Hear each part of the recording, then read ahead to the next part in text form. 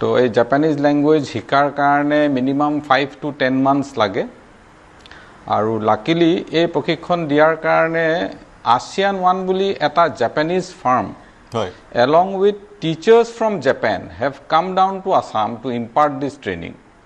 আৰু ইতিমধ্যে তেখেতসকলে ভালে সংখ্যক ল'ৰা ছোৱালীক ট্ৰেইনিং দি আছে in IT sector, in healthcare sector, বিভিন্ন সেক্টৰত মূল প্ৰশিক্ষণৰ কেন্দ্ৰবিন্দু হ'ল ভাষা আৰু যোনটো কালচাৰেল এটিকেটছ খিনি শিকোৱাৰ এতিয়া নুৰানী ডাঙৰীয়া ভাষা আৰু এটিকেটৰ শিকোৱাৰ এটো খুবেই প্ৰয়োজন ভাষা আৰু এটিকেট জানিবই লাগিব জাপান যাবলৈ তাৰ পিছত গুপ্তা ডাঙৰীয়াই ক'লে যে white collar and blue collar jobs কি খণ্ডত আমাৰ ল'ৰা ছোৱালী জাপানত নিয়োজিত হ'ব যিসকল আমাৰ যুৱ প্ৰজন্মৰ প্ৰতিনিধি চাই আছে তেওঁলোকেও জানিব বিচাৰিব ক'ত এপ্লাই কৰিম কেনেকৈ এপ্লাই কৰিম জাপান যাবলৈ কেনেকৈ পাম কি খণ্ডত হেল্থ কেয়াৰ বুলি কোৱা হৈছে কৰবাত আমি বেলেগ দেশ ইজৰাইল সদৃশ কেয়াৰ গিভাৰৰ এটা ডাঙৰ সেক্টৰ এটা আছে কি সেক্টৰত যোৱাৰ কথা চলিছে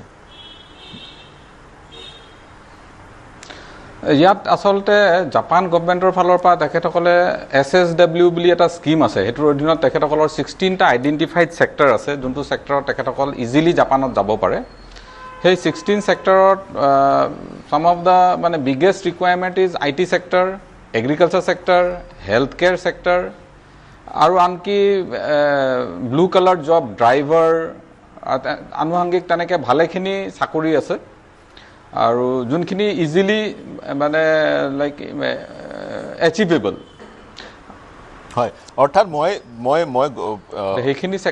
সেইখিনি সেক্টৰ আছে মই ধৰিব পাৰিছো যিবোৰ দক্ষতা সেই দক্ষতাবোৰ এগ্ৰিকালচাৰেল সেক্টৰেই হওক IT সেক্টৰেই হওক সেই দক্ষতা আমাৰ যুৱক যুৱতীৰ আছে প্ৰত্যাহ্বানটো হৈছে ভাষাটো প্ৰত্যাহ্বানটো হৈছে জাপানৰ এটিকেট আচৰণবোৰ শিকোৱাটো গতিকে সেই কাৰণে প্ৰথমতে সেইকেইটা শিকুৱাই লৈছে বা ৰাজীৱ গুপ্তাৰ ইউথ ফৰ জাপানকো আপোনালোকে ৰোপিন কৰিছে যি কি নহওক মই আহিম পুনৰ আপোনালোকৰ ওচৰলৈ অসমৰ যুৱক যুৱতী কিমান প্ৰশিক্ষণ প্ৰাপ্ত হৈছে গৈ কিমান জাপান ৰেডি হৈছে জানিম কিন্তু মই ষ্টুডিঅ'লৈ আহিব বিচাৰিছো বাগমিতা আপুনি আমাৰ সৈতে সংযুক্ত হৈ আছে বাগমিতা জাপানৰ প্ৰধানমন্ত্ৰী আহিছে বা আহিব এতিয়ালৈকে যদিও ঘোষণা কৰা নাই কাৰণ তেওঁলোকৰ বাধ্যবাধকতা আছে পাৰ্লামেণ্ট চলি আছে কেবিনেটৰ অনুমোদন লাগে প্ৰাইম মিনিষ্টাৰৰ ফৰেন ভিজিটৰ কাৰণে অনুমোদনৰ পিছতেই চাগে তেওঁলোকে আনুষ্ঠানিকভাৱে ঘোষণা কৰিব কিন্তু বিভা ইতিমধ্যে ক'লে তেওঁলোকৰ কলিগৰ পৰা গম পাইছে জাপানৰ প্ৰাইম মিনিষ্টাৰ অসমলৈ আহিব যি কি নহওক আপুনি এই ভিজিটটোক আপুনি কেনেদৰে চাইছে কেনেদৰে অসম লাভান্বিত হ'ব আমাৰ যুৱক যুৱতী লাভান্বিত হ'ব আসলতে পাৰ্থদা এই কথাটো আৰম্ভ কৰাৰ আগতে মই এটা বেক ষ্টৰী কৈ ল'ব বিচাৰিম 2023 যেতিয়া মই মোৰ PhD টো আৰম্ভ কৰিছিলোঁ নৰ্থ ইষ্টৰ ওপৰত তেতিয়া মই এটা ৰিসাৰ্চ গ্যাপ বিচাৰিব লাগে যে ৰিসাৰ্চ গ্যাপটো বিচাৰি আছিলোঁ সেইখিনি সময়ত মই পালোঁ যে ইন্টাৰনেশ্যনেল ৰিলেশ্যনছত জাপানৰ নৰ্থ ইষ্টৰ লগত এংগেজমেণ্টটোৱে সেইখিনি সময়ত মই ভাবিছিলোঁ যে এটা ডাঙৰ ৰিসাৰ্চ গ্যাপ হেতু লৈ পেলাই 2023 ত মই জাপানৰ ওপৰত মোৰ গৱেষণা পত্ৰখন আৰম্ভ কৰিছিলোঁ সেইখিনি সময়ত অন ফিল্ড মই যেতিয়া মানে পলিচি ৰিপৰ্টবোৰ চাই আছো নৰ্থ ইষ্টৰ খুব ফুটপ্ৰিন্ট নাছিলে ইন দ্য সেন্স যে 2014 ৰ আগত জাপানে আমাক যিমানখিনি ইনভেষ্টমেণ্ট দিছে গোটেইখিনি ৱেলফেয়াৰ ওৰিয়েণ্টেড আছিলে most of it water supply দিছিলে আৰু তাৰ পিছত আপোনাৰ সিকিমত বায়োডাইভাৰ্সিটি দিছিলে তেনেকে 2007ত প্ৰথমবাৰলৈ যেতিয়া আবে আমাৰ ভাৰতীয় পাৰ্লিমেণ্টত কনফ্লুৱেন্স অফ দ্য সি বুলি পেলাই এটা স্পিচ দিছিলে হেতুৱে আমাৰ ইণ্ডো পেচিফিক or যোনটো কনসেপ্ট হেতু আনিছিলে কিন্তু তথাপিও 2007 ৰ পৰা 2014 লৈকে এই ৰিলেশনটোত নৰ্থ ইষ্টৰ ফুটপ্ৰিন্ট ইমান নাছিলে মই আপোনাক এখিনি মোৰ গৱেষণাৰ পত্ৰৰ পৰা কৈ আছো যে যোৱা 30টা বছৰত জাপানৰ পলিচি ৰিপৰ্টত নৰ্থ ইষ্টৰ নামটো একেবাৰে নাছিল কিন্তু তাৰ পিছত যেতিয়া আমি আৰু ৰিসাৰ্চ কৰিবলৈ ললো ওভাৰ দ্য ইয়াৰ্স মোৰ 3 বছৰ হৈছে জাপানৰ ওপৰত গৱেষণা কৰি থকা তাৰ মাজত হে এবছৰৰ ভিতৰত আমি 2024ত আমি জাপান গৈছিলো এই একেটা টপিক যোনটো আজি আমি ইয়াত ডিসকাস কৰিবলৈ প্ৰাইম মিনিষ্টাৰ আহি আছে 2024ত আমি জাপানত প্ৰেজেন্ট কৰি আহিছিল আৰু তেতিয়া হে গুটে পেনেলটোত 7টা প্ৰেজেন্টেচনৰ মাজত 2টা প্ৰেজেন্টেচন নৰ্থ ইষ্ট ইণ্ডিয়াৰ ওপৰত আছিল হেতুকে লৈ পেলাই এতিয়া ইণ্ডিয়াই পিচ কৰিছে যে নৰ্থ ইষ্টত আপোনালোকে বিনিয়োগ কৰক নে জাপানৰ চেঞ্জ অফ মাইন্ড হৈছে নৰ্থ ইষ্টত গলে আমি লাভান্বিত হ'ম এটো এটা ৰাপচাৰ নহয় এটো এটা কন্টিনিউটি আবে আমাৰ ইয়ালে প্ৰাইম মিনিষ্টাৰ আবে গুৱাহাটীলে অহা কথা আছিলে this is not the first time that the Japanese prime minister has proposed to come to 2019 আহিব নোৱাৰিলে they could not come but Northeast has always been a important stakeholder for Japan because of which Takechi-san has proposed to come to Northeast now কিন্তু আমাৰ change to কি হৈছে ৰিলেশনশিপ কাৰণটো Northeastৰ ওপৰত তেওঁলোকৰ চকু বা জাপানৰ এখন পলিসি আছে FOIP free and open Indo Pacific আৰু আমাৰ এখন পলিসি আছে এক্ট ইষ্ট 2021 জাপানৰ এম্বাসেডৰ গুৱাহাটী আহিছিলে তেখেতে প্ৰথমবাৰলৈ তেতিয়া কৈছিলে যে জাপান আৰু ইণ্ডিয়াৰ এই দুইখন পলিসি য'ত কনভাৰ্জ কৰে য'ত লক খায় সেই জায়গাটোৱে হৈছে নৰ্থ ইষ্ট সেই কথাটোকে লৈ পেলাই তাৰ পিছত আমাৰ যোনটো ওয়েলফেয়াৰ ওৰিয়েন্টেড ইনভেষ্টমেন্ট আছিলে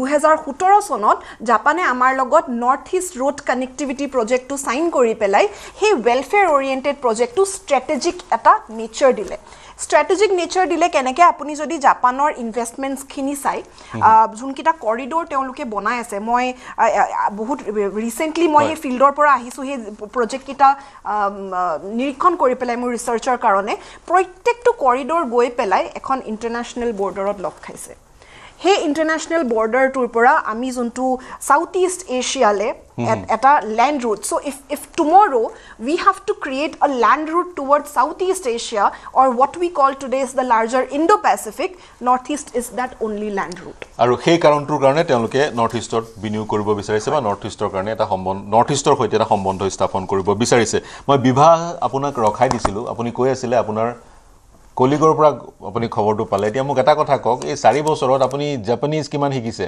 কিমান ক'ব পাৰে জাপানিজ মই প্ৰায় মানে কাম চলাই দিব আৰু যেটো মানে বেছ মই জাপান ইভাগে সকল দেখি গৰাকী ইংলিশ টিচাৰ মানে জাপানিজ প্ৰাইমাৰী স্কুলত হয় তো মোৰ জাপানৰ লগত মানে এভৰিডে মোৰ সাক্ষাৎ হয় মই সদায় কথা পাতো সিহঁতৰ লগত আৰু মানে ক'ব পাৰিছোগে আৰু তথাপিও ইমান এক্সপাৰ্ট হ'ব পৰা নাই মই চেষ্টা কৰি আছো এতিয়া মোক এটা কথা কক তাত বিৰাট সংবেদনশীল জাপানিজ লুক এটিকেটটো আমাতকৈ পৃথক গতিকে মই কোনটো ভাল কোনটো বেয়া ক'ব পৰা নাই আপুনি 4 বছৰ 2022 ত গৈছে গতিকে আমাৰ যুৱ প্ৰজন্মই পাৰিবগেনে এটিকেটটো শিকিবলৈ প্ৰজন্মক মই এটা কথাই ক'ব বিচাৰো যদি জাপানত আহিব বিচাৰে তো তেখেতে সকলেতো অফ কোৰ্স যে এইবিলাক ট্ৰেইনিং লৈ আহিব কেনেকৈ আচৰণ কৰিব লাগে ইয়াত কি এটিটিউড হয় কি সংস্কৃতি হতে মানে ফলো কৰে কিন্তু সাস্টেইন কৰিবলৈ হলে জাপানত তেখেত সকলে এই জাপানিজ এটিটিউড বা জাপানত বস্তুবিলাকক ভাল পাবলৈ শিকিব লাগিব তেনে হলে ইয়াতে সাস্টেইন কৰিব পাৰিব উদাহৰণ কি ভাল পাব লাগিব খাদ্য সম্ভাৰ নে কি বা কি কো বিচাৰিছে আপুনি ধৰক আপোনাৰ জাপানতো বহুত প্ৰকাৰ আছে ইয়াৰ খাদ্য সম্ভাৰো সুকিয়া হয় অসমৰ লগত অলপ মিলো আছে অফ কোৰ্স যেনেকৈ আমাৰ বেম্বু শুট খায় আমাৰ তাত ইয়াতে বহুত প্ৰিয় মানুহৰ বেম্বু শুটটো হয় যেনেকৈ আমাৰ ফালে ইয়াতো পৰ্ক বহুত প্ৰিয় হয় খাদ্য সম্ভাৰৰ কথাই ক'ব বিচৰা নাই মই এইটোও ক'ব বিচাৰিছো যে ইয়াত যিটো এনিমে কালচাৰ আছে এনিমে বহুত ভাল পায় মানুহে তো আমাৰ হয় হয় এনিমে বহুত আৰু young people don't want to talk about it sensitiveness towards mutual respect okay respect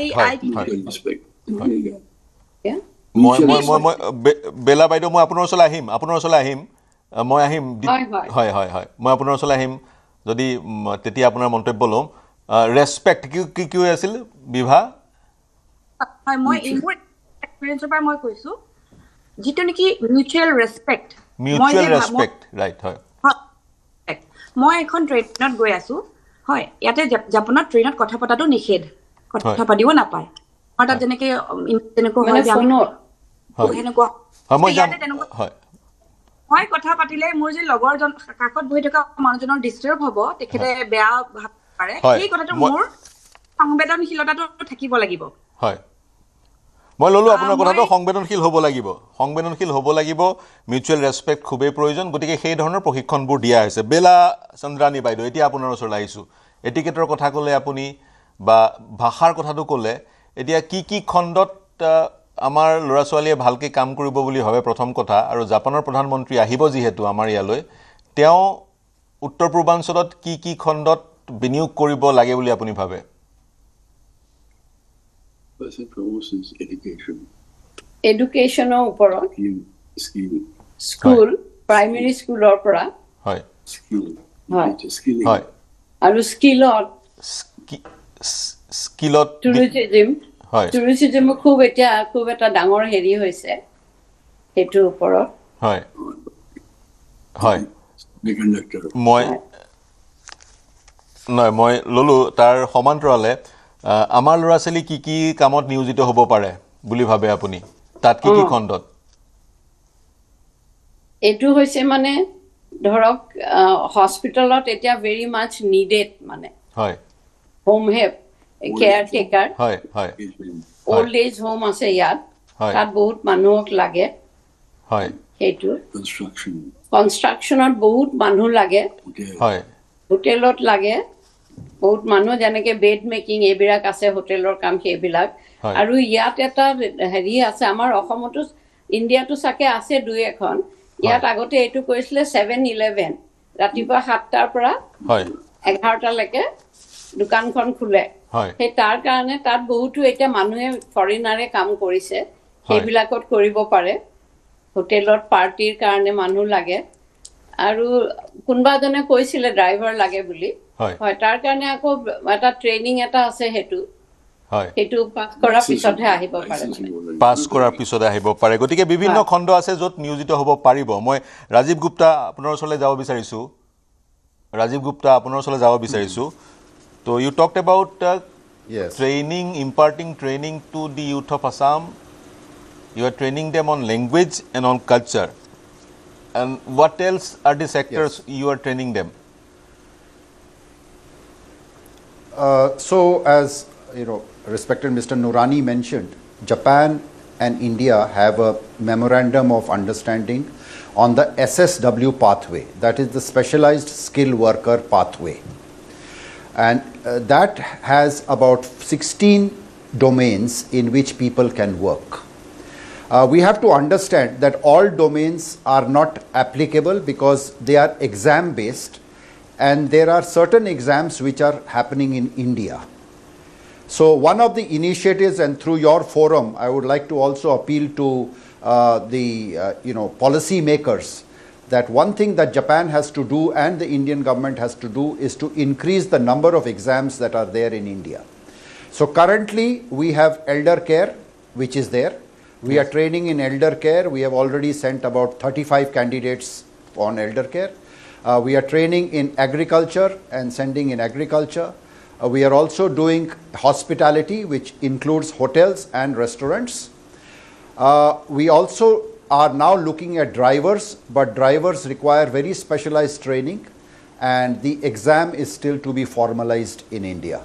So these are the major lines for which our people are sort of suitable. While there is a large demand in construction, in manufacturing, we also need to see whether our people are fit for that. With respect to manufacturing, we are looking at a new initiative actually with Assam Skill University, which has built world-class infrastructure in skilling with respect to manufacturing technologies like CNC as well as welding. So if we can combine language with these skill sets, maybe we will be able to send people for the manufacturing domain. So these in nutshell are the major domains that are in current focus. As I said clearly, that the exam has to exist in India, and that is a government-to-government initiative. Exam as in what kind of exam you're talking about? Exam as in? So the SSW pathway, under the SSW visa which is granted to any candidate, they have to be SSW qualified. Now to be SSW qualified, you have two exams to give. One is the language proficiency exam and the other is the domain proficiency exam. So if somebody is going for agriculture, they have to give a language exam which is common for everybody, and also the agriculture proficiency exam. This is what I mean by exam. Okay. And can you just give us a fair idea of the salary being paid in Japan so that our viewers can have a clarity about how much they are going to earn if they go to Japan? Yeah, so, as we have different states in our country, Japan has different prefectures. The salaries definitely vary prefecture to prefecture, where the minimum wages are also different. Secondly, the salary varies because of the cost of living in each prefecture. So just as an example, if somebody is in Guwahati and somebody is in Bombay, it's very different in cost of living.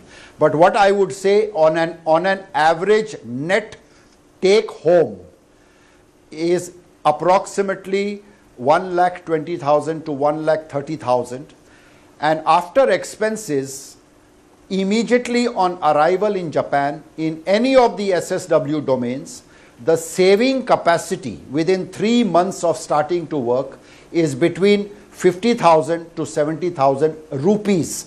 I am talking in INR and not in Japanese yen. So 50,000 to 75,000 is the saving capacity within 3 months of working in Japan. And then after that, depending on overtime, night duties, etc., they can always increase their emolument. That is a very good opportunity. অসমৰ যুৱ প্ৰজন্মৰ কাৰণে এটা সুবৰ্ণ সুযোগ, কিন্তু আপোনালোকে প্ৰশিক্ষণ দিছে, কিন্তু অসমৰ যুৱ প্ৰজন্মই এনে ধৰণৰ প্ৰশিক্ষণ ক'ত পাব পাৰি, কি পাব পাৰি? গুৱাহাটীতে উপলব্ধ, কোনোবা যদি তেজপুৰত আছে, if someone is in Tezpur, someone is in Lakhimpur, someone is in Dhemaji, is he or she aware of these happenings in Guwahati? আৰু নে আপোনালোকে এই প্ৰশিক্ষণৰ ব্যৱস্থাবোৰ গুৱাহাটীৰ বাদেও আন চহৰসমূহত কৰিছে? এনেবোৰ প্ৰশ্ন প্ৰাসংগিক। মই জ্যোতিকা আমাৰ সৈতে সংযুক্ত হৈ আছে, জ্যোতিকাৰ সৈতে কথা পাতিব বিচাৰিম, প্ৰবাসী অসমীয়া জাপানৰ পৰা। তাৰপিছত মই এটা বিৰতি ল'ম, বিৰতিৰ পিছত মই আন সকলৰ ওচৰলৈ যাম। নুৰানী আছে, বাগমিতা আছে। জ্যোতিকা, স্বাগতম জনাইছোঁ। কিমান দিনৰ পৰা আপুনি জাপানত আছে?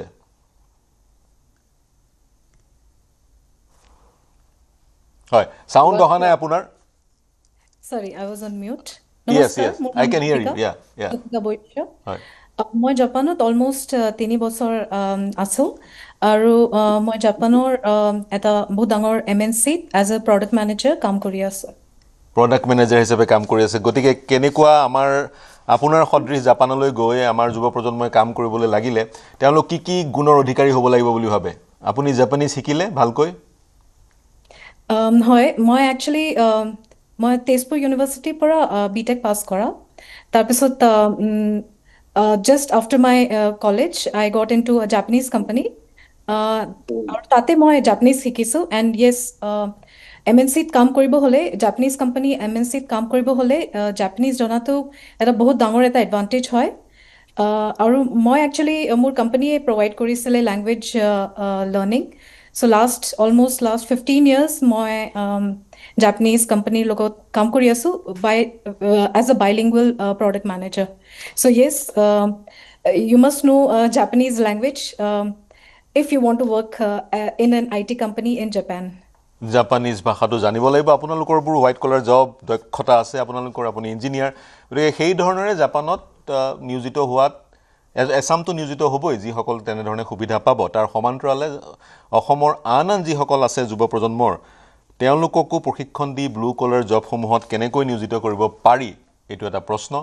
জাপান প্ৰধানমন্ত্ৰী যিহেতু অসমলৈ আহিব, গতিকে তেওঁ সেই গোটেই প্ৰক্ৰিয়াটোৰ আৰু নতুন দুৱাৰ খুলি দিব, বা জাপানী কোম্পানীবোৰে অসমত বিনিয়োগ কৰিলে অসমৰ যুৱক যুৱতী অসমতে সংস্থাপিত হোৱাৰ সুযোগ ওলাব। যি কি নহওক, মই এটা বিৰতি ল'ম। বিৰতিৰ পিছত মই বাগমিতা আৰু হানিফ নুৰানী আছে, তেওঁলোকৰ ওচৰলৈ যাম। শীঘ্ৰে ঘূৰি আহিম।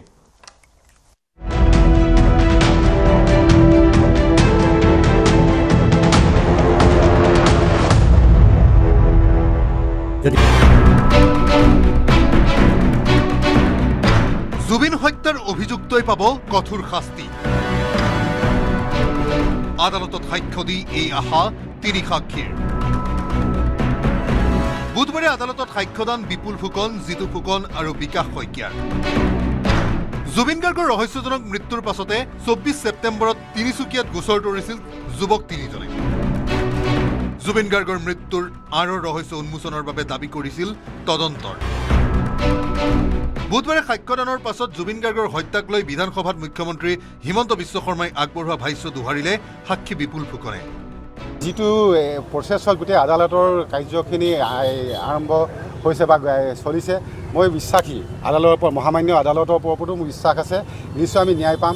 লগতে আমি যিহেতু ন্যায়পালিকাই এই বিচাৰ কৰি আছে, কাৰ্যপালিকাৰ মুখ্য হিচাপে মুখ্যমন্ত্ৰীজনে মাননীয় অসমৰ মুখ্যমন্ত্ৰী ডক্টৰ হিমন্ত বিশ্ব শৰ্মাই ডাঙৰীয়াই তেখেতে বিধানসভা অধিৱেশনৰ সময়ত পবিত্ৰ বিধানসভা সদনত কৈছিলে যে জুবিন গাৰ্গৰ মৃত্যু নহয়, হত্যা হৈছে, এজনে হত্যা কৰিছে আৰু আন এজনে তেওঁক সহযোগ কৰিছে বুলি কৈছিলে নাই। নৱেম্বৰ মাহত হোৱা বিধানসভা অধিৱেশনৰ সময়ত তেখেতৰ পবিত্ৰ বিধানসভা সদনত কৈছে। গতিকে কাৰ্যপালিকা মুৰব্বীজনে যেতিয়া কৈছে, ন্যায়পালিকাই যেতিয়া বিচাৰ এই প্ৰচেছটো আগবঢ়াইছে, গতিকে আমি আমাৰ যিটো সাক্ষ্যদান আমি সহযোগ কৰিব লাগে মহামান্য আদালতৰ লগত, সেইখিনি আমি কৰিবলৈ মই তিনিচুকীয়াৰ পৰা আজি আহি উপস্থিত হৈছোহি। বুধবাৰে শ্যামকানু মহন্ত এণ্ড কোম্পানীৰ অধিবক্তাই উপৰ্যুপৰি প্ৰশ্নৰে হেঁচা দিয়াৰ চেষ্টা তিনিগৰাকী সাক্ষীক, কিন্তু অভিযুক্ত পক্ষৰ অধিবক্তাক চুঙা চাই সোপা দিলে তিনিচুকীয়াৰ সাক্ষী তিনিগৰাকীয়ে। অধিবক্তাৰ চোকা প্ৰশ্নবাদকো নেওচি নিজৰ স্থিতিত অটল থকা জুবিন অনুৰাগীৰ অপেক্ষা আদালতৰ চূড়ান্ত ৰায়লৈ। 20 তাৰিখলৈকে ফাৰ্ষ্ট পেজৰ হ'ব। আজি 3জনৰ হ'ল, আজি এতিয়া হ'বলৈ নাই, মই শেষজন আছিলোঁ, আজি 3জনৰ হ'ল। মোৰ বিশ্বাস ন্যায় হ'ব, আমি ন্যায় পাম সকলোৱে। অনুৰাগীৰ হিয়াৰ আমঠু জুবিন গাৰ্গে ন্যায় পোৱালৈ আশাৰে বাট চাইছে কোটি কোটি অনুৰাগীয়ে। Biranchi Kumar Deka report, news 18 Assam north east.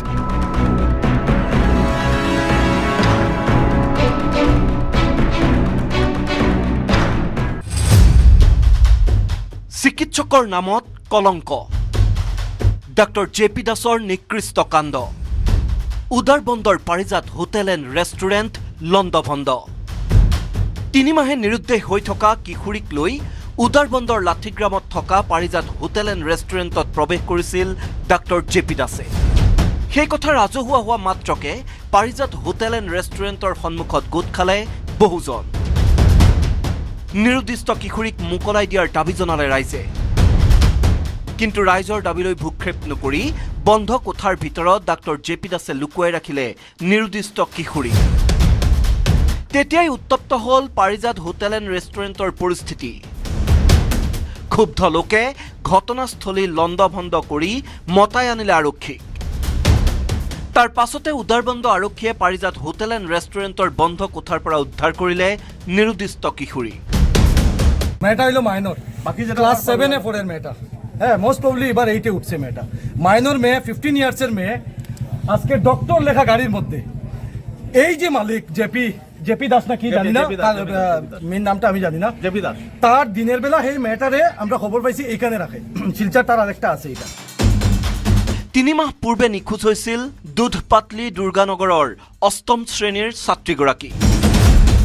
কন্যাক উদ্ধাৰৰ আৰ্জিৰে উদাৰবন্দ থানাত এজাহাৰ দাখিল কৰিছিল পিতৃ মাতৃয়ে। তাৰ মাজতে নিৰুদ্দিষ্ট কিশোৰীগৰাকীক গাড়ীত তুলি উদাৰবন্দত ঘূৰি ফুৰিছিল লম্পট চিকিৎসক JP দাসে। কিন্তু বহুজনৰ চকুৰ সন্মুখতে ঘটি থকা এই ঘটনা ৰহস্যজনকভাৱে দেখা নাছিল কেৱল মাত্ৰ আৰক্ষীয়ে। অৱশেষত পাৰিজাত হোটেল এণ্ড ৰেষ্টুৰেণ্টত ৰাইজে আবদ্ধ কৰি থোৱা নাবালিকাক বীৰৰ দৰে উদ্ধাৰ কৰিলে উদাৰবন্দ আৰক্ষীয়ে। যখন আমরা এখান থেকে দেখছি তখন হে কিতা করছে, মেয়েটারে এখান থেকে আবার উঠাইয়া আনিয়া সামনে রাখি দিছে। তখন আমরা এখানে আইছি, আওয়ার পরে আমরা লগে লগে আগে থানা ইনফর্ম করছি, পুলিশ ইনফর্ম করিয়া এরপরে আমরা এখানে বইছি। তখন তার স্টাফ পাঠাইছে যে এখানে বইতে পারতাম না। বললাম কিতাব লাগি, বলে ঠিক আছে কিছু খাইতে লাগবে, আমি ঠিক আছে কফি দাও। ঠিক আছে, আমরা থানা ইনফর্ম করছি, কারণ আমরা চেয়ারে বস, সিসি ক্যামেরা ফুটেজে দেখি লইবা, কারণ তার লগে আমরা কোনো কিছু কথা না। 8ম শ্ৰেণীৰ ছাত্ৰীক অপহৰণ কৰি অনৈতিক কাৰ্যত লিপ্ত কৰোৱা ডাক্তৰ JP দাস এতিয়া আলহী হৈছে ৰঙাঘৰৰ। বিপৰীতে নিৰুদ্দিষ্ট কিশোৰীক পিতৃ মাতৃৰ হাতত চমজাই দিছে আৰক্ষীয়ে। শিলচৰৰ পৰা অনিৰুদ্ধ লস্কৰৰ report, news 18 Assam north east.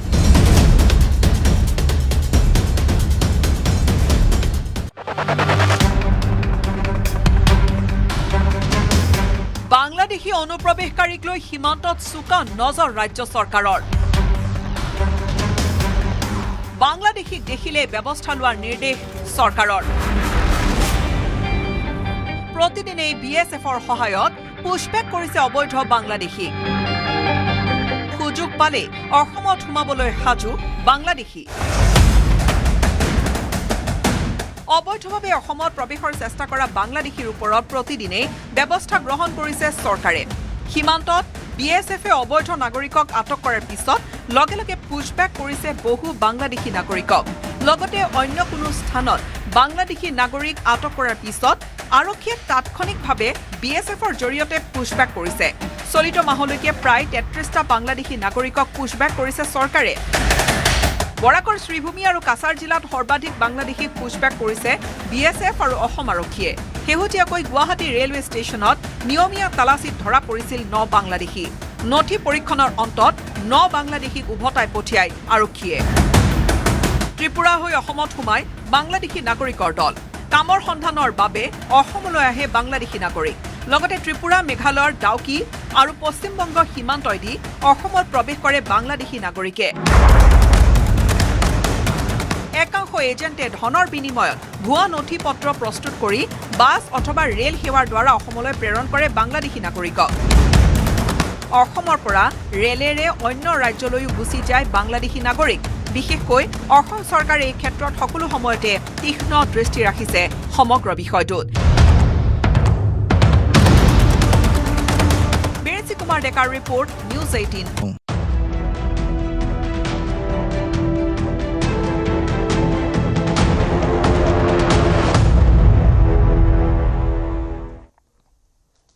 নমস্কাৰ প্ৰিয় দৰ্শক মোৰ হাতত 12 মিনিট সময় আছে মই সকলোৰে ওচৰলৈ যাবলৈ চেষ্টা কৰিম চাকৰিৰ দুৱাৰ বা অপৰচুনিটিৰ দুৱাৰ সুযোগৰ দুৱাৰ খোল খাইছে জাপানত আমাৰ যুৱ প্ৰজন্মৰ কিছুমান যদি অভ্যাস আছে বেয়া অভ্যাস থাকিব পাৰে সেইবোৰ পৰিহাৰ কৰিব লাগিব গতানুগতিকভাৱে আমাৰ ইয়াত সেইবোৰ ইমান মাইণ্ড কৰা নহয় কিন্তু জাপান সংবেদনশীল দেশ ভদ্ৰ মানুহৰ দেশ আমিও ভদ্ৰ মানুহ গতিকে আমাৰ সৈতে সাদৃশ্য আছে গতিকে কিছু কথা পৰিহাৰ কৰিব লাগিব কাৰণ উন্নত দেশ তাত গৈ চাকৰি কৰাৰ সুযোগ পাইছো আমি আমাৰ যুৱ প্ৰজন্মই সেই সুযোগ গ্ৰহণ কৰিব লাগে মই নুৰানী ডাঙৰী আপোনাৰ ওচৰলৈ যাব বিচাৰিছো আৰু কি ক'ব বিচাৰিব আসাম স্কিল ডেভেলপমেণ্ট ইউনিভাৰ্চিটিয়ে গোটেই প্ৰক্ৰিয়াটো ত্বৰান্বিত কৰিবলৈ আৰু কি পদক্ষেপ লৈছে ইতিমধ্যে আমি গম পালো প্ৰশিক্ষণ দি আছে কিন্তু অসমৰ বিভিন্ন প্ৰান্তৰ ল'ৰা ছোৱালীয়ে যাতে এই কথাটো জানে অৱগত হয় তাৰ কাৰণে কি কৰা হৈছে ধৰি লওক লখিমপুৰৰ এজন ল'ৰাই যেখিনি চলি আছে ময়ো শিকিব বিচাৰো যাব বিচাৰো তেওঁৰ কাৰণে ৰাস্তাটো খোল খাব লাগিব গতিকে কি পদক্ষেপ লোৱা হৈছে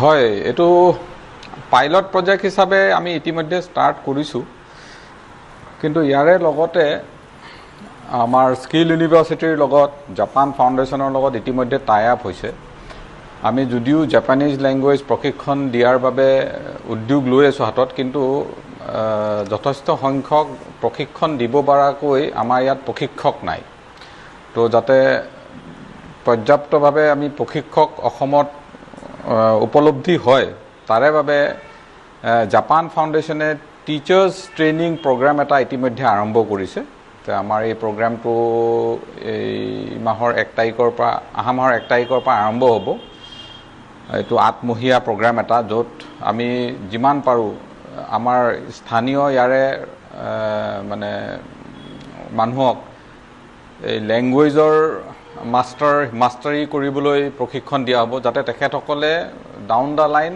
সকলো অঞ্চলত গৈ প্ৰশিক্ষণ দি আমাৰ যুৱক যুৱতীসকলক এই ক্ষেত্ৰত ৰেডি কৰি তুলিব পাৰে আৰু ইয়াৰে লগত এই যোৱা এবছৰত আমি বিভিন্ন ধৰণৰ এই জাপানিজ ইহৰ লগত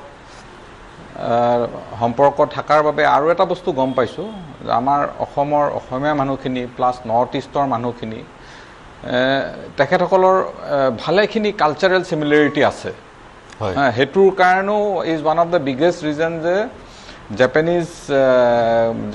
Japanese people have come forward to Northeast seeking for our support in fulfilling their manpower requirement. Amar yar not only from looks wise, even our culture and a number of other factors they find quite similar. And one of the biggest factor is Assamese people as a whole are very mild natured, which is very similar to the Japanese people. So amar eta added advantage ase. আৰু লগতে আৰু এটা বস্তু তেখেতসকলে জনাইছে যে like আমাৰ ইয়াত ট্ৰাইবেল ল্যাঙ্গুৱেজ বিলাকো মানে for them it is very easy to learn আৰু আমি এনেকুৱা ল'ৰা ছোৱালীও বহুত পাইছোঁ যোনে ইউটিউব চাই ভালে সংখ্যক জাপানীজ লেংগুৱেজ শিকিবলৈ সক্ষম হৈছে মোৰ পাৰ্চনেল চিনাকি আছে এজন যোনে নিজে জাপানীজ লেংগুৱেজ শিকিছে অনলি ফ্ৰম ইউটিউব আৰু তেখেতে এতিয়া বৰ্তমান আকৌ আমাৰ লগতে জড়িত হৈ প্ৰশিক্ষণ দিবলৈ সক্ষম হৈছে গৈ তো ইচ্ছা থাকিলে সকলো সম্ভৱপৰ আৰু জাস্ট মোক এটা কথা কওক কিমান ল'ৰা ছোৱালী এই আদান প্ৰদানৰ যোগেদি ফাৰ্ষ্ট ফেজত প্ৰথম পৰ্যায়ত আমাৰ কিমান ল'ৰা ছোৱালী নিয়োজিত হ'ব পাৰিব জাপানত এটা লামসাম এটা নাম্বাৰ যদি আপোনাৰ পৰা জানো আমাৰ লগত যোনটো জাপানীজ ফাৰ্ম আছে ASEAN 1 তেখেতসকলৰ টাৰ্গেট হ'ল over A period of time যিমান সময় লাগে 50,000 নিয়াৰ that by that very farm itself কিন্তু in the meantime pilot project আমি এই next ধৰক 6 মাহ 1 বছৰৰ ভিতৰতে we are trying to send 153 students to Japan হয় আৰু সিহঁতক তেওঁলোকক প্ৰশিক্ষণ দিয়া হৈছে 50,000 চাকৰিৰ সুযোগ জাপানত কিন্তু তাৰ কাৰণে প্ৰশিক্ষণবোৰ ল'ব লাগিব প্ৰশিক্ষণবোৰ ক'ত লৈ কি কথা সেই কথা যাতে এৱাৰনেছ হয় ৰাইজে জানে আমাৰ যুৱ প্ৰজন্মৰ প্ৰতিনিধিয়ে জানে সেইটো নিশ্চিত কৰিব লাগিব কিন্তু এই ইউনিভাৰ্চিটিখনে আসাম স্কিল ডেভেলপমেণ্ট ইউনিভাৰ্চিটিখনে মই বাগমিতা বৰঠাকুৰ আপোনাৰ ওচৰলৈ আহিছোঁ চাগৈ মোৰ এইটো শেষৰটো আপোনাৰ পৰা মন্তব্য আৰু কি ক'ব বিচাৰিব So, Parthoda, Bortoman, Japan is very interested in Northeast India. Northeast India is one region where, not just through welfare, with strategic intent, with people-to-people connect, Japan has been focusing a lot. So, this is the time for us to create awareness. Enko MEXT buli eta scholarship ase, jot fully funded amar lora chalie apply kori pelai Japanot PhD koribo jabo pare, masters koribo jabo pare. This is entirely funded by Japan government. Aru MEXT underot Northeast opra lora chalie already Japan ole goise pohibole. So moi eta bostu janu je right now there is a major crisis with the research output with Japan and Northeast India. We need to bring researchers working on the field both in Japan and in Northeast who can tell you the real ground picture and a ground picture kon kenake holoni koribo pari hitu ami research output dipela actually gute process to facilitate koribo paru moi jeta ground dot goisilu Japanese manukhine no eta proshno koribole arambho korise je amar ODA loan bur amar taxpayer money to jot goi ase he manukhine amar kotha jane ne nai to Japane je amar yat invest kori ase hetu amar donor visibility ase ne nai kintu jetia moi ground dot goisilu moi dekhisilu je donor visibility nai the awareness about Japan on field is naturally very less right now but that can be bridged by skill development language training research output students going to Japan for academic exchange মোক এটা কথা কক ডেমোগ্ৰাফিক decline যেটো জাপানক আমি পৰিলক্ষিত কৰিছো এই ডেমোগ্ৰাফিক decline tour পৰা সংকিত হৈ জাপানে resourceful manpower বাহিৰৰ পৰা লব বিচাৰিছে নি no definitely তেওঁলোকৰ তাত এটা গ্যাপ এটা ক্ৰিয়েট হৈছে যাৰ কাৰণে তেওঁলোকক মানুহ লাগে but that is also an opportunity for us because হে বুলি তেওঁলোকে যদি নৰ্থ ইষ্টক ফোকাস কৰিছে why can we not tap that market because now it's not just Japanor logote South Korea has also shown its interest to kaile jeta ami Japanor karone rasta to clear korim South Korea ahibo aru moi ko language training is not that difficult ami starting or karone for starters apuni gutte kotha kini kobo na lage Japanese delegation ata mor university ta hisile teoloko logot kotha patibole muk okol ohio gozaimasu arigato gozaimasu watashi no namai wa nan desu ka iman khiniye lagisile Arigato gozaimasu mane arigato gozaimasu thank you ohayo gozaimasu good morning aru watashi no namai wa bagmita desu is মোৰ নাম bagmita মই ললো কিন্তু সাগৰ জাপানলৈ গলে তাতকে আৰু অকমান বেছিকৈ জানিব লাগিব আৰু জানাৰ আগ্ৰহ আমাৰ ল'ৰা ছোৱালী আছে নুৰানী সাহেবে হানিফ নুৰানী ইতিমধ্যে ক'লে যে এগৰাকী তেওঁৰ চিনাকি ব্যক্তিয়ে ইউটিউবতে শিকিলে ইউটিউবত শিকিয়া কতেও আনক শিকায় ডুঅলিংগো বুলি এটা এপ আছে এনেকুৱাবোৰত আমি ডিজিটেলিও কৰিব পাৰো ডিজিটেলিও কৰিব পাৰে মই ৰাজীৱ গুপ্তা আপোনাৰ পৰা last word concluding remark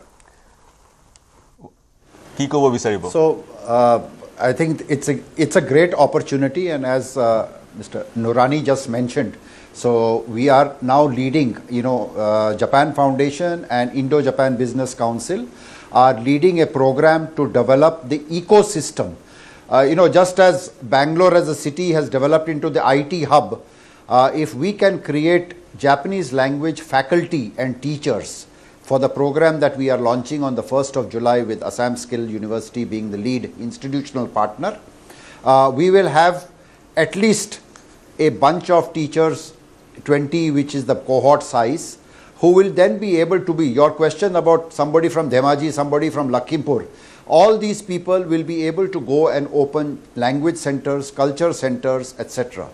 So this is my last word, that I think the youth should really look at this opportunity, but not look at it in isolation of a quick fix solution. It requires a dedicated, at least 1 year of dedication, both in language and cultural immersion. As I call it, you have to be completely immersed in it to be able to fit into Japanese society. So এবছৰৰ সময় লাগিব, যুৱ প্ৰজন্মৰ প্ৰতিনিধিয়ে যদি শুনি আছে, এবছৰৰ সময় লাগিব আৰু 1 জুলাই তাৰিখে মই এখন সাইন হ'ব, সেইদিনাখনে সম্ভৱতঃ probably on that day Japanese Prime Minister is coming to Guwahati. তেওঁ অহাৰ লগে লগে আৰু কিছুমান অপৰচুনিটিৰ দুৱাৰ খুল খাব আৰু সেইবোৰ অপৰচুনিটি আমি গ্ৰ্যাব কৰিবলৈও Japanese culture, Japanese language শিকিব লাগিব, অৰ্থাৎ জাপানিজ কোম্পানীবোৰ ইয়ালৈ আহিলে তেওঁলোকৰ লোকো আহিব, গতিকে তেওঁলোকৰ সৈতে আমি যদি কাম আৰম্ভ কৰোঁ সেইখিনি চাগৈ আমাক স্কিল লাগিব।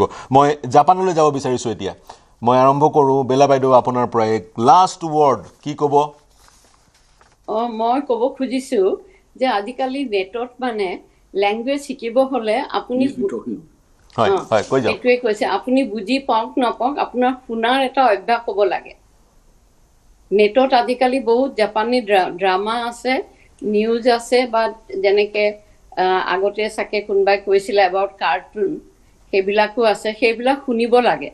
গোটেইখিনি বুজি নাপায়, মই জানো এতিয়া লেংগুৱেজটো শিকিবলৈ আৰম্ভ কৰিছে, কিন্তু তেতিয়াহ'লে আও ভাওবিলাক বুজা পায়, জাপানী কালচাৰৰ কথা বুজা পায়। সেইকাৰণে মই চবকে উপদেশ দিবলৈ মোৰ যোগ্য নাই, তথাপিও কম আৰু যে তেখেতসকলে বুজে নাপুজে নিউজ বা এনেকুৱা এটা ড্ৰামা বা চাবলৈ অভ্যাস কৰিব লাগে। বাইদেউ আপুনি কৈছে উপদেশ দিবলৈ যোগ্যতা নাই, আপুনি 1970 দশকৰ পৰা জাপানত আপুনি ব্যৱসায় কৰি আছে। প্ৰথমগৰাকী চাগৈ জাপানলৈ যোৱা অসমীয়া মই যিমান দূৰলৈকে জানো। আৰু আপোনাৰ আনটো পৰিচয়, আপুনি বিশ্বনাৰায়ণ শাস্ত্ৰীৰ জীয়ৰী, 49 years ইন জাপান, আৰু আনটো পৰিচয় বিশ্বনাৰায়ণ শাস্ত্ৰীৰ আপুনি জীয়ৰী, যিগৰাকী অসমৰ এগৰাকী অন্যতম সংস্কৃত পণ্ডিত আছিল আৰু লখিমপুৰৰ পৰা MP আছিলে। গতিকে আপোনাৰ গাইডেন্সৰ প্ৰয়োজন হ'ব আমাৰ ল'ৰা ছোৱালী যদি জাপানলৈ যায়। মই যদি কিবা কৰিব পাৰোঁ অসমৰ ৰাইজৰ কাৰণে মই খুব মানে ভাবিম যে মই গৰ্বিত হ'ম মানে। হয়, মই আনসকলৰ ওচৰলৈ যাওঁ। মই আৰম্ভ কৰিছোঁ বিভা সিংহ, আপোনাৰ পৰা শেষৰটো মন্তব্য। কিন্তু কি কৰিব নালাগে এটা কথা কৈ দিয়ক, কি কৰিব নালাগে? আমাৰ সততে যিসকল ল'ৰা ছোৱালীয়ে গুৱাহাটীত কৰি থাকে, অসমত কৰি থাকে, এটা কাম যিটো জাপানত একেবাৰে পাহৰি যাব লাগিব। যিটো কাম আমাৰ অসমত বা ইণ্ডিয়াত কৰি আছে সেইটো জাপানত পাহৰি যাব লাগিব, তেনেকুৱা ধৰণৰ ক'বলৈ গ'লে যি কি নহওক, এনিৱে কনক্লুডিং ৰিমাৰ্ক হয়, আপোনাৰ মন্তব্যটো ৰাখিলেও হ'ব বাৰু। হয়, সময়ৰ মূল্য বুজিব লাগিব। যেনেকে আমাৰ সময়ৰ টিকনি আগফালে থাকে বুলি কয় যে আগতে, হয়, সময় লাগিব, কাৰণ ইয়াতে সময়ৰ বহুতো ইম্পৰ্টেঞ্চ। সেইটোৱে মেইন কথা। তেখেতসকলে যদি ইয়াতে আহিব সাকসেসফুল হ'ব বিচাৰে তেনেহ'লে ডেফিনেটলি এইটো তেখেতসকলে ফ'ল' কৰিব লাগিব। ইম্পেচিয়েন্স হ'ব নালাগে, ৰাখিব। আৰু মই কওঁ please grab this opportunity, it's a golden opportunity for you people. So grab this opportunity, 50,000 over the period of time, ইয়াতকেও বাঢ়িব বা আন কিছু চুক্তি যদি স্বাক্ষৰিত হয় প্ৰাইম মিনিষ্টাৰ মোদী আৰু জাপানৰ প্ৰাইম মিনিষ্টাৰৰ সৈতে 1 জুলাই 2 জুলাই তাৰিখে, তেতিয়াও আমি নতুন সুবিধা কিছুমান পাম। কিন্তু এজ অফ নাও 50,000টো চাকৰিৰ এটা স্কোপ জাপানত আছে। মই জ্যোতিকা আপোনাৰ ওচৰলৈ গৈছোঁ, শেষৰটো মন্তব্য। ৱেলকাম কৰিবলৈ আপোনালোক ৰেডি হ'ব লাগিব। ইয়াৰ পৰা ফাৰ্ষ্ট বেচ, ছেকেণ্ড বেচ এই ধৰণে যাব। ফাৰ্ষ্ট বেচত 150 জন ইতিমধ্যে নুৰাণী ডাঙৰীয়াই ক'লে যাব বুলি। গতিকে আপোনালোকৰ আশে পাশে ঢেৰ অসমীয়া মানুহ দেখিব। অসমীয়া সৰু অসম এখন তাতো সৃষ্টি হ'ব। হয়, ঠিক কথা কৈছে আপুনি। And yes, as Vibha also said, please grab this opportunity. It's a golden opportunity. And yes, সময় যোনটো বস্তুটো সেইটো you must value the time over here in Japan. মানে ইয়াতে ট্ৰেইনছ বা বাছ হওক যিয়ে নহওক, যদি if it is coming at 8:15 or 8:23, it will come at 8:23.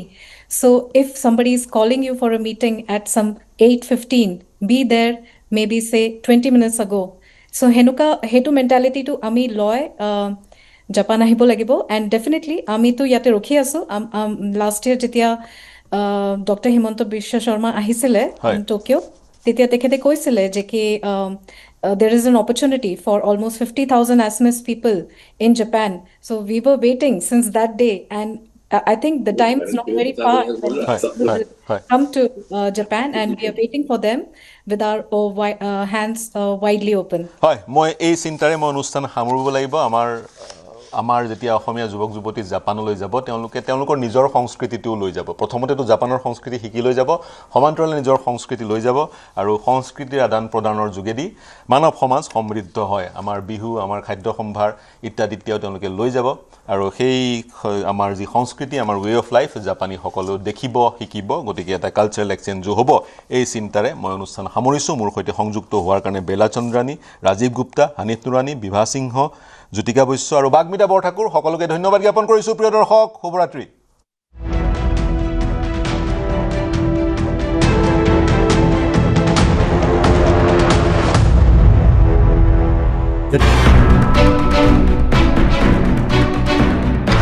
Zubeen হত্যাৰ অভিযুক্তই পাব কঠোৰ শাস্তি।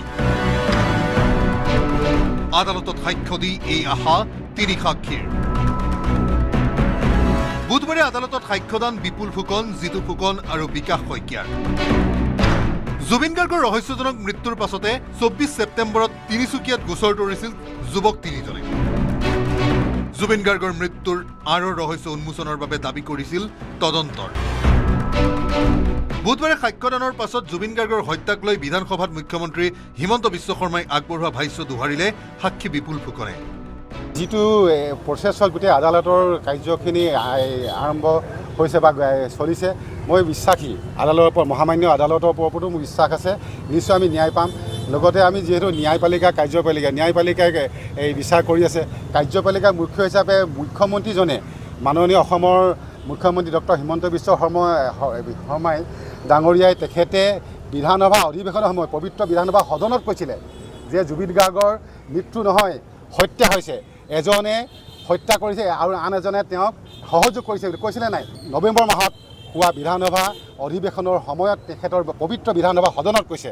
গতিকে কাৰ্যপালিকা মুৰব্বীজনে যেতিয়া কৈছে, ন্যায়পালিকাই যেতিয়া বিচাৰ এই প্ৰচেছটো আগবঢ়াইছে, গতিকে আমাৰ যিটো সাক্ষ্যদান আমি সহযোগ কৰিব লাগে মহামান্য আদালতৰ লগত, সেইখিনি আমি কৰিবলৈ মই তিনিচুকীয়াৰ পৰা আজি আহি উপস্থিত হৈছোহি। বুধবাৰে শ্যামকানু মহন্ত এণ্ড কোম্পানীৰ অধিবক্তাই উপৰ্যুপৰি প্ৰশ্নৰে হেঁচা দিয়াৰ চেষ্টা তিনিগৰাকী সাক্ষীক, কিন্তু অভিযুক্ত পক্ষৰ অধিবক্তাক চুঙা চাই সোপা দিলে তিনিচুকীয়াৰ সাক্ষী তিনিগৰাকীয়ে। অধিবক্তাৰ চোকা প্ৰশ্নবাদকো নেওচি নিজৰ স্থিতিত অটল থকা জুবিন অনুৰাগীৰ অপেক্ষা আদালতৰ চূড়ান্ত ৰায়লৈ।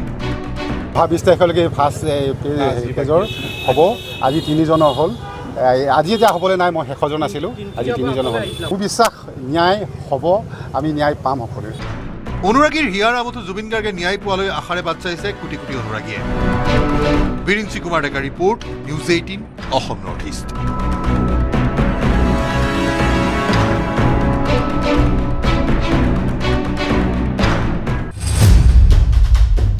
চিকিৎসকৰ নামত কলংক, ডক্টৰ জে.পি. দাসৰ নিকৃষ্ট কাণ্ড, উদাৰবন্দৰ পাৰিজাত হোটেল এণ্ড ৰেষ্টুৰেণ্ট লণ্ডভণ্ড। 3 মাহে নিৰুদ্দেশ হৈ থকা কিশোৰীক লৈ উদাৰবন্দৰ লাঠিগ্ৰামত থকা পাৰিজাত হোটেল এণ্ড ৰেষ্টুৰেণ্টত প্ৰৱেশ কৰিছিল ডক্টৰ জে.পি. দাসে। সেই কথা ৰাজহুৱা হোৱা মাত্ৰকে পাৰিজাত হোটেল এণ্ড ৰেষ্টুৰেণ্টৰ সন্মুখত গোট খালে বহুজন। নিৰুদ্দিষ্ট কিশোৰীক মোকলাই দিয়াৰ দাবী জনালে ৰাইজে, কিন্তু ৰাইজৰ দাবীলৈ ভূক্ষেপ নকৰি বন্ধ কোঠাৰ ভিতৰত ডক্টৰ জে.পি. দাসে লুকুৱাই ৰাখিলে নিৰুদ্দিষ্ট কিশোৰী। তেতিয়াই উত্তপ্ত হ'ল পাৰিজাত হোটেল এণ্ড ৰেষ্টুৰেণ্টৰ পৰিস্থিতি। ক্ষুব্ধ লোকে ঘটনাস্থলী লণ্ডভণ্ড কৰি মতাই আনিলে আৰক্ষীক। তাৰ পাছতে উদাৰবন্দ আৰক্ষীয়ে পাৰিজাত হোটেল এণ্ড ৰেষ্টুৰেণ্টৰ বন্ধ কোঠাৰ পৰা উদ্ধাৰ কৰিলে নিৰুদ্দিষ্ট কিশোৰী। মেয়েটা হলো মাইনর, বাকি যেটা ক্লাস 7 এ 4 এর মেয়েটা, হ্যাঁ মোস্ট প্রবলি এবার 8 এ উঠছে মেয়েটা। মাইনর মেয়ে 15 ইয়ার্সের মেয়ে, আজকে ডক্টর লেখা গাড়ির মধ্যে এই যে মালিক জেপি দাস না কি জানি না, মেন নামটা আমি জানি না, জেপি দাস, তার দিনের বেলা এই মেয়েটারে আমরা খবর পাইছি এইখানে রাখে, শিলচর তার আরেকটা আছে। এটা 3 মাহ পূৰ্বে নিখোজ হৈছিল দুধপাতলি দুৰ্গানগৰৰ 8ম শ্ৰেণীৰ ছাত্ৰীগৰাকী। কন্যাক উদ্ধাৰৰ আৰ্জিৰে উদাৰবন থানাত এজাহাৰ দাখিল কৰিছিল পিতৃ মাতৃয়ে। তাৰ মাজতে নিৰুদ্দিষ্ট কিশোৰীগৰাকীক গাড়ীত তুলি উদাৰবন্দত ঘূৰি ফুৰিছিল লম্পট চিকিৎসক জেপি দাসে। কিন্তু বহুজনৰ চকুৰ সন্মুখতে ঘটি থকা এই ঘটনা ৰহস্যজনকভাৱে দেখা নাছিল কেৱল মাত্ৰ আৰক্ষীয়ে। অৱশেষত পাৰিজাত হোটেল এণ্ড ৰেষ্টুৰেণ্টত ৰাইজে আবদ্ধ কৰি থোৱা নাবালিকাক বীৰৰ দৰে উদ্ধাৰ কৰিলে উদাৰবন্দ আৰক্ষীয়ে। যখন আমরা এখান থেকে দেখছি তখন হে কিতা করছে মেয়েটারে এখান থেকে আবার উঠাইয়া আনিয়া সামনে রাখি দিছে। তখন আমরা এখানে আইছি, আওয়ার পরে আমরা লগে লগে আগে থানা ইনফর্ম করছি, পুলিশ ইনফর্ম করিয়া এরপরে আমরা এখানে বইছি। তখন তার স্টাফ পাঠাইছি যে এখানে বইতে পারতাম না। বললাম কিতাব লাগি, বলে ঠিক আছে কিছু খাইতে লাগবো। আমি ঠিক আছে কফি দাও। ঠিক আছে আমরা থানা ইনফর্ম করছি, কারণ আমরা চেয়ারে বস সিসি ক্যামেরা ফুটেজে দেখি লইবা, কারণ তার লগে আমরা কোনো কিছু কথা না। অষ্টম শ্ৰেণীৰ ছাত্ৰীক অপহৰণ কৰি অনৈতিক কাৰ্যত লিপ্ত কৰোৱা ডাক্তৰ জেপি দাস এতিয়া আলহী হৈছে ৰঙাঘৰৰ। বিপৰীতে নিৰুদ্দিষ্ট কিশোৰীক পিতৃ মাতৃৰ হাতত চমজাই দিছে আৰক্ষীয়ে। শিলচৰৰ পৰা অনিৰুদ্ধ লস্কৰৰ report, news 18 Assam north east.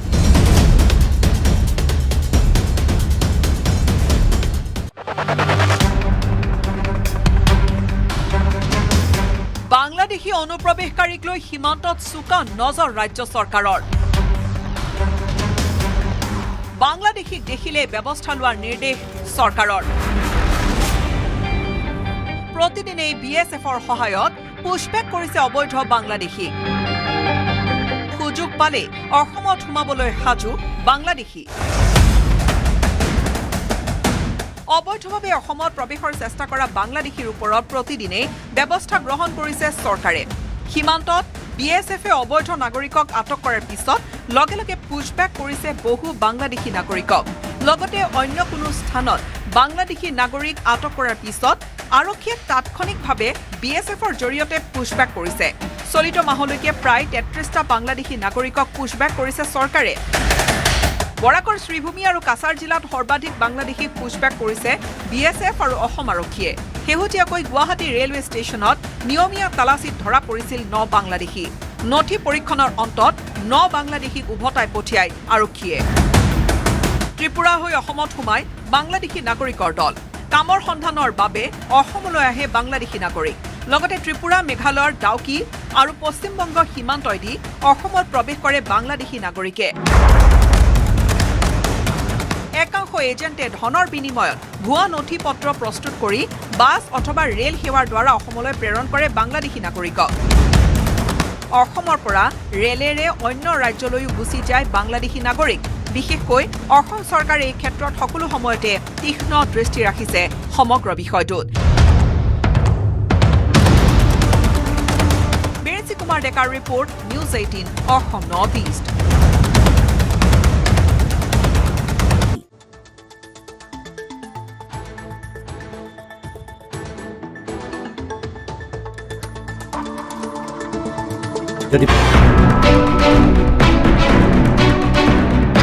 Zubeen হত্যাৰ অভিযুক্তই পাব কঠোৰ শাস্তি।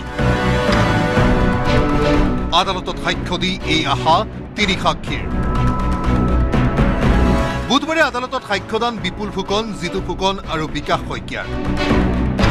জুবিন গাৰ্গৰ ৰহস্যজনক মৃত্যুৰ পাছতে 24 ছেপ্টেম্বৰত তিনিচুকীয়াত গোচৰ তৰিছিল যুৱক 3জনে। জুবিন গাৰ্গৰ মৃত্যুৰ আঁৰৰ ৰহস্য উন্মোচনৰ বাবে দাবী কৰিছিল তদন্তৰ। বুধবাৰে সাক্ষ্যদানৰ পাছত জুবিন গাৰ্গৰ হত্যাক লৈ বিধানসভাত মুখ্যমন্ত্ৰী হিমন্ত বিশ্ব শৰ্মাই আগবঢ়োৱা ভাষ্য দোহাৰিলে সাক্ষী বিপুল ফুকনে। যিটো প্ৰচেছ হ'ল, গোটেই আদালতৰ কাৰ্যখিনি আৰম্ভ হৈছে বা চলিছে, মই বিশ্বাসী আদালতৰ ওপৰত, মহামান্য আদালতৰ ওপৰতো মোৰ বিশ্বাস আছে, নিশ্চয় আমি ন্যায় পাম। লগতে আমি যিহেতু ন্যায়পালিকা, ন্যায়পালিকাই এই বিচাৰ কৰি আছে। কাৰ্যপালিকাৰ মুখ্য হিচাপে মুখ্যমন্ত্ৰীজনে, মাননীয় অসমৰ মুখ্যমন্ত্ৰী ডক্টৰ হিমন্ত বিশ্ব শৰ্মাই ডাঙৰীয়াই তেখেতে বিধানসভা অধিৱেশনৰ সময়ত পবিত্ৰ বিধানসভা সদনত কৈছিলে যে জুবিন গাৰ্গৰ মৃত্যু নহয়, হত্যা হৈছে। এজনে হত্যা কৰিছে আৰু আন এজনে তেওঁক সহযোগ কৰিছে বুলি কৈছিলে নাই?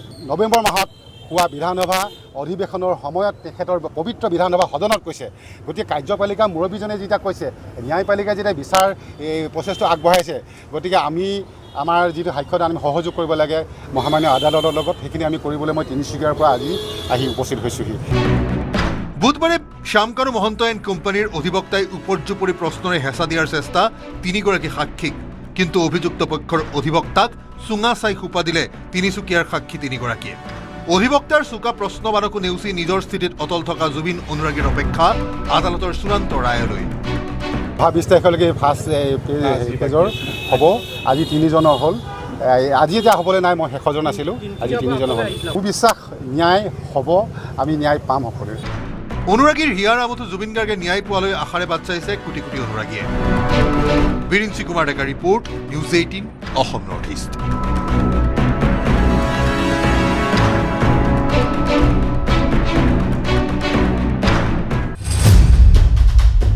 চিকিৎসকৰ নামত কলংক, ডক্টৰ JP দাসৰ নিকৃষ্ট কাণ্ড, উদাৰবন্দৰ পাৰিজাত হোটেল এণ্ড ৰেষ্টুৰেণ্ট লণ্ডভণ্ড। 3 মাহে নিৰুদ্দেশ হৈ থকা কিশোৰীক লৈ উদাৰবন্দৰ লাঠিগ্ৰামত থকা পাৰিজাত হোটেল এণ্ড ৰেষ্টুৰেণ্টত প্ৰৱেশ কৰিছিল ডক্টৰ JP দাসে। সেই কথা ৰাজহুৱা হোৱা মাত্ৰকে পাৰিজাত হোটেল এণ্ড ৰেষ্টুৰেণ্টৰ সন্মুখত গোট খালে বহুজন। নিৰুদ্দিষ্ট কিশোৰীক মোকলাই দিয়াৰ দাবী জনালে ৰাইজে, কিন্তু ৰাইজৰ দাবীলৈ ভূক্ষেপ নকৰি বন্ধ কোঠাৰ ভিতৰত ডক্টৰ JP দাসে লুকুৱাই ৰাখিলে নিৰুদ্দিষ্ট কিশোৰী। তেতিয়াই উত্তপ্ত হ'ল পাৰিজাত হোটেল এণ্ড ৰেষ্টুৰেণ্টৰ পৰিস্থিতি। ক্ষুব্ধ লোকে ঘটনাস্থলী লণ্ডভণ্ড কৰি মতাই আনিলে আৰক্ষীক। তাৰ পাছতে উদাৰবন্দ আৰক্ষীয়ে পাৰিজাত হোটেল এণ্ড ৰেষ্টুৰেণ্টৰ বন্ধ কোঠাৰ পৰা উদ্ধাৰ কৰিলে নিৰুদ্দিষ্ট কিশোৰী। মেয়েটা হলো মাইনর, বাকি যেটা ক্লাস 7 এ পড়েন মেয়েটা, হ্যাঁ মোস্ট প্রবলি এবার 8 এ উঠছে মেয়েটা। মাইনর মেয়ে, 15 ইয়ার্সের মেয়ে, আজকে ডক্টর লেখা গাড়ির মধ্যে এই যে মালিক জেপি দাস না কি জানি না, তার মেন নামটা আমি জানি না, জেপি দাস, তার দিনের বেলা সেই মেয়েটারে আমরা খবর পাইছি এইখানে রাখে, শিলচর তার আরেকটা আছে। এটা 3 মাহ পূৰ্বে নিখোজ হৈছিল দুধপাতলি দুৰ্গানগৰৰ 8ম শ্ৰেণীৰ ছাত্ৰীগৰাকী। কন্যাক উদ্ধাৰৰ আৰ্জিৰে উদাৰবন থানাত এজাহাৰ দাখিল কৰিছিল পিতৃ মাতৃয়ে। তাৰ মাজতে নিৰুদ্দিষ্ট কিশোৰীগৰাকীক গাড়ীত তুলি উদাৰবন্দত ঘূৰি ফুৰিছিল লম্পট চিকিৎসক JP দাসে। কিন্তু বহুজনৰ চকুৰ সন্মুখতে ঘটি থকা এই ঘটনা ৰহস্যজনকভাৱে দেখা নাছিল কেৱল মাত্ৰ আৰক্ষীয়ে। অৱশেষত পাৰিজাত হোটেল এণ্ড ৰেষ্টুৰেণ্টত ৰাইজে আবদ্ধ কৰি থোৱা নাবালিকাক বীৰৰ দৰে উদ্ধাৰ কৰিলে উদাৰবন্দ আৰক্ষীয়ে। যখন আমরা এখান থেকে দেখছি তখন হে কিতা করছে, মেয়েটারে এখান থেকে আবার উঠাইয়া আনিয়া সামনে রাখি দিছে। তখন আমরা এখানে আইছি, আওয়ার পরে আমরা লগে লগে আগে থানা ইনফর্ম করছি, পুলিশ ইনফর্ম করিয়া এরপরে আমরা এখানে বইছি। তখন তার স্টাফ পাঠাইছি যে এখানে বইতে পারতাম না। বললাম কিতাব লাগি, বলে ঠিক আছে কিছু খাইতে লাগবে, আমি বলছি ঠিক আছে কফি দাও। ঠিক আছে, আমরা থানা ইনফর্ম করছি, কারণ আমরা চেয়ারে বস, সিসি ক্যামেরা ফুটেজে দেখি লইবা, কারণ তার লগে আমরা কোনো কিছু কথা না। 8ম শ্ৰেণীৰ ছাত্ৰীক অপহৰণ কৰি অনৈতিক কাৰ্যত লিপ্ত কৰোৱা ডক্টৰ JP দাস এতিয়া আলহী হৈছে ৰঙাঘৰৰ। বিপৰীতে নিৰুদ্দিষ্ট কিশোৰীক পিতৃ মাতৃৰ হাতত চমজাই দিছে আৰক্ষীয়ে। শিলচৰৰ পৰা অনিৰুদ্ধ লস্কৰৰ report, news 18 Assam north east.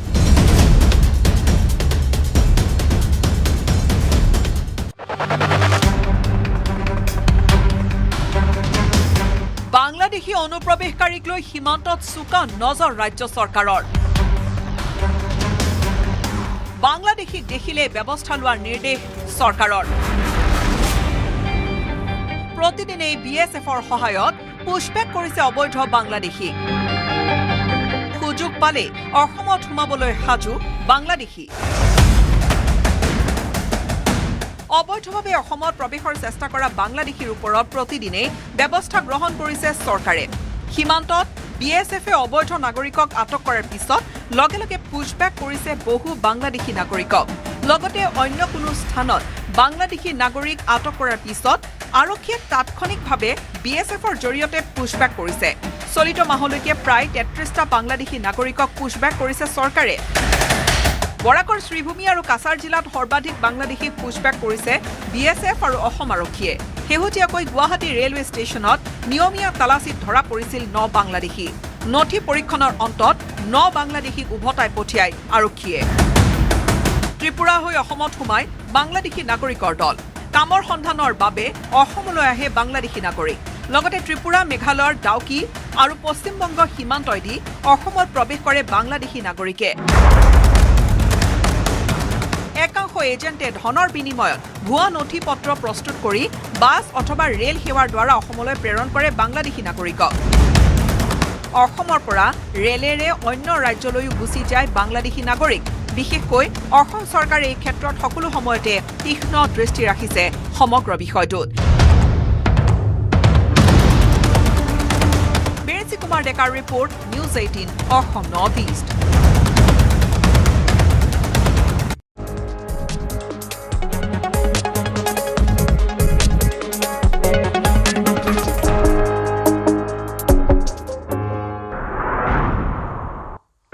Assam সচিবালয়ৰ দুই বিষয়া কৰ্মচাৰীক চিআইডিৰ গ্ৰেপ্তাৰ কৰ্মচাৰী বিভাগৰ বিষয়া এলেন কুকি আৰু কম্পিউটাৰ সহায়ক ৰাতুল শৰ্মা গ্ৰেপ্তাৰ দ্বিতীয় সুৰঞ্জিতা হাজৰিকাৰ বৰখাস্ত কৰা জাননীখন দিয়া হোৱা নাছিল সুৰঞ্জিতা হাজৰিকাক গুৱাহাটী উচ্চ ন্যায়ালয়ৰ নিৰ্দেশ মৰ্মে চিআইডিয়ে ৰুজু কৰিছিল গোচৰ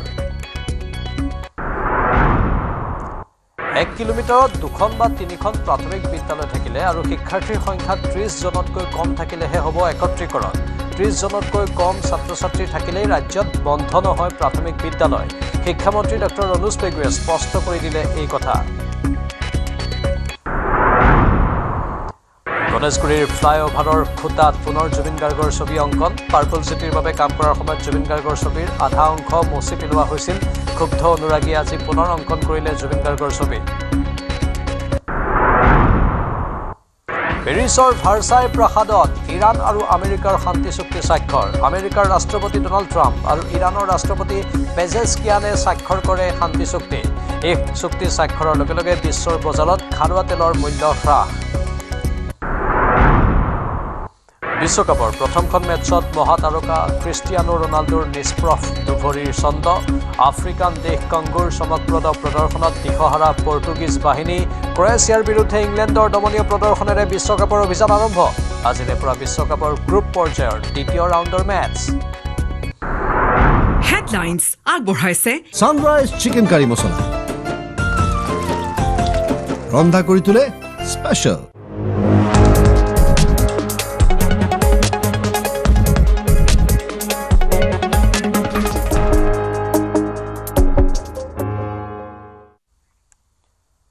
নমস্কাৰ স্বাগতম এয়া হৈছে সুপাৰ প্ৰাইম ষ্টুডিঅ'ত মই প্ৰাঞ্জল গুৱাহাটী মহানগৰীৰ চানমাৰীৰ মহাৰাজ পৃথু উৰণ সেতুত পুনৰ দুৰ্ঘটনা বৰষুণৰ বাবে পিছল হোৱাৰ বাবে সেতুখনত সংঘটিত হয় কেইবাটাও দুৰ্ঘটনাত পতিত হয় কেইবাজনো বাইক আৰু স্কুটি আৰোহী উৰণ সেতুখন নিৰ্মাণত বিসংগতিৰ বাবে দুৰ্ঘটনা সংঘটিত হৈছে বৰষুণ দিলেই পিছল হৈ পৰে উৰণ সেতুখন ইয়াৰ পূৰ্বেও সেতুখনত সংঘটিত হৈছিল কেইবাটাও দুৰ্ঘটনা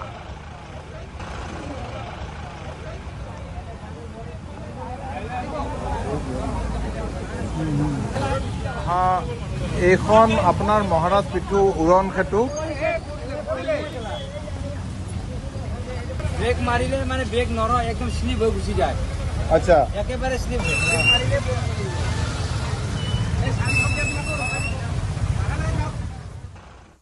বৰপেটাৰ গান্ধীনগৰত বাল্টিৰ পানীত পৰি মৃত্যুক সাৱটিলে এটি 1.5 বছৰীয়া শিশুৱে ঘটনাৰ সময়ত অসুস্থ হৈ আছিল শিশুটিৰ মাতৃৰ পাছে পাছে বাথৰুমলৈ গৈছিল দেৱ শিশুটি বাথৰুমৰ গা ধোৱা বাল্টিত পৰি মৃত্যুক সাৱটি লয় দেৱ শিশুটিয়ে জ্বৰত আক্ৰান্ত হৈ আছিল শিশুটিৰ মাতৃ মৃত শিশুটি গান্ধীনগৰৰ বিকি দাসৰ পুত্ৰ বিতুপন দাস দুৰ্ভাগ্যবশতঃ শিশুটিৰ ভৰি পিছলি বাল্টিটোৰ ভিতৰত উবুৰি খাই পৰাত বাল্টিত থকা পানীত ডুবি শিশুটি মৃত্যুমুখত পৰে শোকাবহ ঘটনাটোৱে সমগ্ৰ অঞ্চলটোতেই শোকৰ ছাঁ পেলাইছে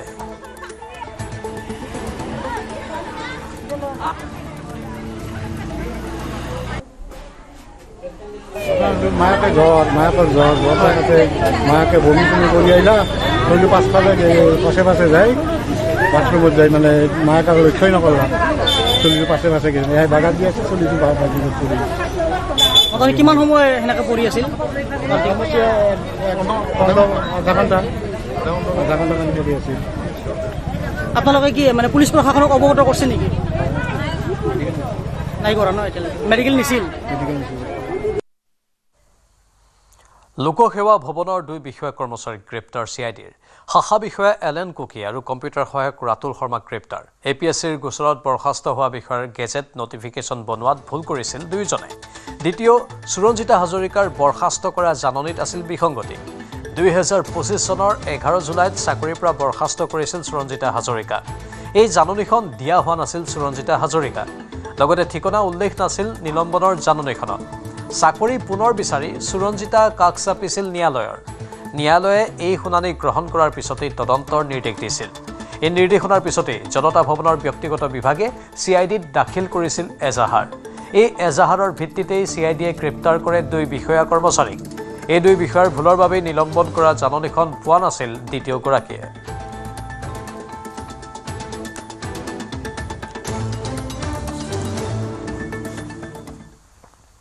ডিমৰীয়াৰ ক্ষেত্ৰীৰ ৰাষ্ট্ৰীয় ঘাইপথত গৰু ভৰ্তি ট্ৰাক জব্দ। ৰাষ্ট্ৰীয় ঘাইপথত বিজুতি ঘটাত বাহনখন এৰি পলায়ন কৰে সৰবৰাহকাৰীয়ে। পৰৱৰ্তী পৰ্যায়ত স্থানীয় ৰাইজে ট্ৰাকখনৰ ভিতৰত গৰু প্ৰত্যক্ষ কৰি আৰক্ষীক খবৰ দিয়াতহে পোহৰলৈ আহে এই গো সৰবৰাহৰ ঘটনা। ট্ৰাকখনৰ পৰা আৰক্ষীয়ে জব্দ কৰে 54টা গৰু। নগাঁও দিশৰ পৰা বৰ্ণিহাটলৈ সৰবৰাহ কৰাৰ সন্দেহ কৰা হৈছে গৰুকেইটা।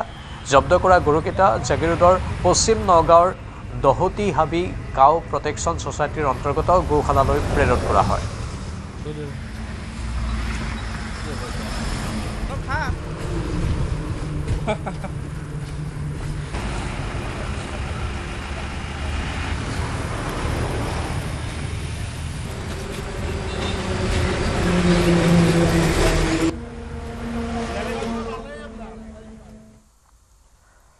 তামিলনাডু বিধানসভাৰ ইতিহাসত বৃহৎ পৰিৱৰ্তন। 35 বছৰৰ অন্তত তামিলনাডু বিধানসভাত প্ৰত্যক্ষ কৰা হ'ল এক বিশেষ দৃশ্য। সুদীৰ্ঘ 35 বছৰৰ পাছত তামিলনাডুত ৰাজ্যপালৰ ভাষণৰ পূৰ্বে বজোৱা হ'ল ভাৰতৰ ৰাষ্ট্ৰীয় সংগীত জন গণ মন। ইয়াৰ পূৰ্বে তামিলনাডুত ৰাজ্যপালৰ ভাষণৰ আৰম্ভণিতে কেৱল তামিল ৰাজ্যিক সংগীত তামিল ঠাই ভালথুহে পৰিৱেশন কৰা হৈছিল। আজি সদনত ৰাজ্যপালৰ উপস্থিতিত ৰাষ্ট্ৰীয় সংগীত বজোৱাৰ লগে লগে এক সুকীয়া পৰিৱেশৰ সৃষ্টি হয়। উল্লেখযোগ্য যে অসমতো ৰাজ্যপালৰ ভাষণৰ পূৰ্বে আৰু অন্তত বজোৱা হয় জাতীয় সংগীত। जनगण मन अधिनायक जय हे भारत वाक्य विधाता पंजाब सिंधु गुजरात मराठा द्राविड उत्कल बंगा विंध्य हिमाचल यमुना गंगा उच्चल जलति तरंगा दव शुभ नामे जाहे दव शुभ आशीष माहे गाहे दव जय गाधा जनगण मंगलदायक जय हे भारत वाक्य विधाता जय हे जय हे जय हे जय जय जय जय हे। আসলতে তামিলনাডুত ভাৰতৰ ৰাষ্ট্ৰীয় সংগীত জনগণ মন নিষিদ্ধ কৰা হোৱা নাই। 30 বছৰ ধৰি তামিলনাডু বিধানসভাত বজাই অহা হৈছে ৰাষ্ট্ৰীয় সংগীত। ইয়াত পাৰ্থক্য মাথো এটাই, ৰাজ্যপালৰ ভাষণৰ পূৰ্বে কেতিয়াও বজোৱা নাই ৰাষ্ট্ৰীয় সংগীত। ৰাষ্ট্ৰীয় সংগীতেৰে আৰম্ভ নকৰে বিধানসভাৰ কাৰ্যসূচী। ইয়াৰ পৰিৱৰ্তে তামিলনাডুৰ ৰাজ্যিক সংগীত তামিল ঠাই ভালথুৰে আৰম্ভ কৰে বিধানসভাৰ অধিৱেশন। অধিৱেশনৰ অন্তত বজোৱা হয় ৰাষ্ট্ৰীয় সংগীত জনগণ মন, কিন্তু এইবাৰ ব্যতিক্ৰম হ'ল। दव शुभ आशीष माहे गाहे दव जय गाधा जनगण। 1991 চনত ৰাজ্যখনত অনা হৈছিল বিশেষ নিয়মাৱলী। মুখ্যমন্ত্ৰী জয়াললিতাৰ নেতৃত্বাধীন AIADMK চৰকাৰৰ কাৰ্যকালত আনিছিল এই বিশেষ নিয়মাৱলী। প্ৰটকল অনুসৰি তামিলনাডুৰ ৰাজ্যিক সংগীত তামিল ঠাই ভালথু গীতেৰে আৰম্ভ কৰিব বিধানসভাৰ কাৰ্যসূচী। অধিৱেশন সদায় ৰাষ্ট্ৰীয় সংগীত জনগণ মনৰে সমাপ্ত হয়। তামিল সাংস্কৃতিক গৌৰৱ আৰু ৰাষ্ট্ৰীয় একতা এই দুয়োটাকে একেখন বিধানসভাতে সন্মান জনোৱাৰ উদ্দেশ্যেই এই নিয়মটো তেতিয়া তৈয়াৰ কৰা হৈছিল। আৰু বিগত 3 দশক ধৰি এই নিয়মটো সৰ্বসন্মতভাৱে চলি আহিছিল। শেহতীয়াকৈ DMK চৰকাৰৰ শাসনকালত এই নিয়মক লৈ আৰম্ভ হৈছিল বিতৰ্কৰ।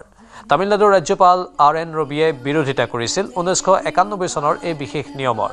ইয়াকে লৈ ৰাজ্যপাল RN ৰবি আৰু DMK চৰকাৰৰ মাজত শীতল যুদ্ধও সূত্ৰপাত হৈছিল। ৰাজ্যপাল RN ৰবিয়ে সংসদত ৰাষ্ট্ৰপতিৰ ভাষণৰ দৰেই বিধানসভাতো ৰাজ্যপালৰ পৰম্পৰাগত ভাষণৰ আৰম্ভণি আৰু শেষত দুয়োটা সময়তে ৰাষ্ট্ৰীয় সংগীত জনগণ মন বজোৱাৰ দাবী কৰিছিল। কিন্তু ৰাজ্যপালগৰাকীৰ এই দাবী মানি লোৱা নাছিল DMK চৰকাৰ আৰু বিধানসভাৰ অধ্যক্ষই। DMK চৰকাৰে 30 বছৰীয়া পৰম্পৰা ভংগ কৰাৰ ইচ্ছা প্ৰকাশ কৰা নাছিল।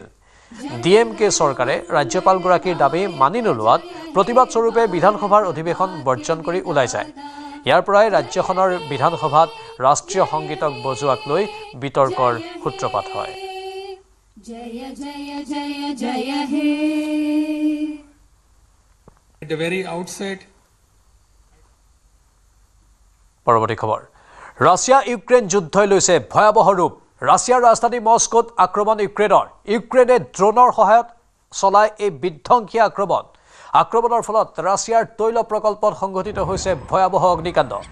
আক্ৰমণৰ মূল লক্ষ্য আছিল মস্কোৰ কাপুতন্য জিলাত অৱস্থিত এক বৃহৎ অইল ৰিফাইনাৰী।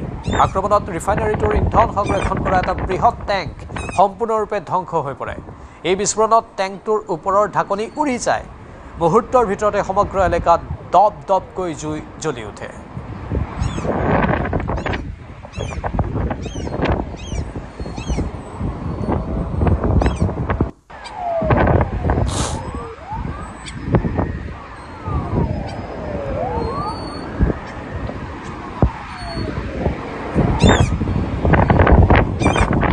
দৃশ্য দেখুৱাইছোঁ আপোনালোকক।